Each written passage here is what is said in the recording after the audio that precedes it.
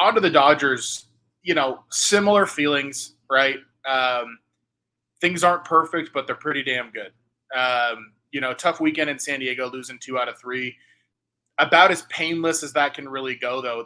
The way I look at that series, Michael King just pitched a great game on Friday. Tyler Glasnow matched him, but the solo shot by Campusano kind of gave San Diego the upper hand going into the later innings, and Dodgers ran out of bullpen arms. It's kind of just where you're at right now with Phillips not available. And then Saturday, Dodgers did their thing.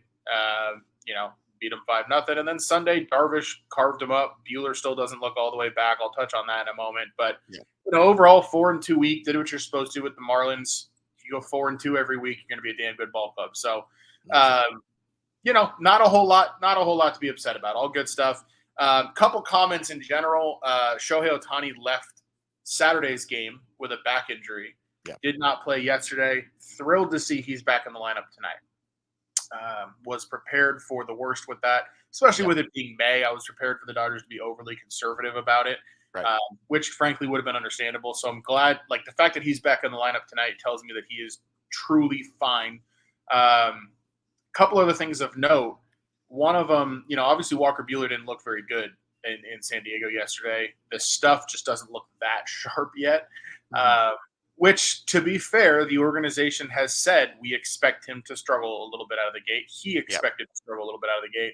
That being said, it doesn't look like it's a whole lot of fun for him right now. Hopefully next weekend against Cincinnati at home, slightly easier matchup for him. Maybe he can start to put it together a little bit in that one. But we'll see. You got to be patient with a guy coming off 2 years off. That's really what I would preach there.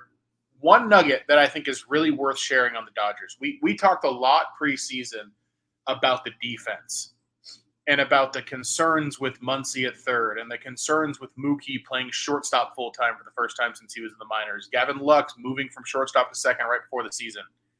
Did you know that the Dodgers are the number 1 team in baseball right now in defensive runs saved? I did not know that. Did you know that the top 3 contributors to that on the Dodgers are Max Muncy at third, Mookie Betts at short, and Gavin Lux at second? You got to hand it to these guys. And Muncy, you can see it. He's making great plays every night right now. So I got to hand it to those guys. They ate a lot of shit in the spring, and they've clearly worked their ass off at it. And to turn what was perceived to be a weakness into a strength like that is awesome. So, lot to be happy about. With San Francisco, heading to San Francisco this week, you're catching the Giants at a good time, and then you're also catching the Reds at a good time later this week at home. Hoping the Dodgers can put together at least a 5-2 with that schedule. So, all good stuff, man. Feeling good. Yeah. Hey, listen, I think there's a couple of things only because you brought up his name, and I understand that the Yankees now have Juan Soto because of him. But boy, oh boy, do I miss Michael King. I miss that dude so much. He was nasty on Friday. And I got to hand it to him because the Dodgers just beat the shit out of him earlier in the year. Yeah. He came out and shoved the other night. It was one of those games where you're watching it and you're kind of just tipping the cap. He was just hitting every spot. I wasn't even taking the offense. Well, I remember we were talking about it, whatever it was. It was probably back when he made that last start. And we were saying, listen, he may have gotten shelled, but the stuff is ridiculous when it comes to Michael. I mean, everything. He doesn't throw anything straight. It's unbelievable. He's just so sick. I miss him. Man. I hope that, his future with the Yankees is not completely over. Maybe they'd be entertaining bringing him back in free agency 1 year. Who knows? And the other thing is that I want to kind of bring this up as well. And I might be a little bit late to the party on this, but the Dodgers genuinely have something in Andy Pages. They really that's a good player. Oh yeah, I've been clamoring on Twitter for him to get called up for the last year and a half. Yeah, and one thing that I'm really happy about how they've handled it, they called him up when they were ready to give him a full-time role. And I think that's the right thing to do. I think they made that mistake a little bit in the past with Lux, where they called him up and gave him just sporadic at bats here or there, and you can kind of mess with the guy when you do that.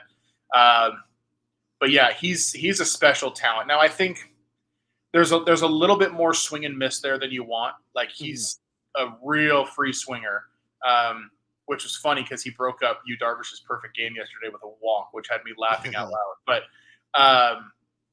there are going to be some holes that will get kind of punched in his game early on that he'll have to adjust to. But the raw hitting talent there, the speed, he's a really solid outfielder. He reminds me a little bit of a young Matt Kemp. So that's kind of what I'm hoping for him. Yeah, that's an interesting comparison. I can see that as well.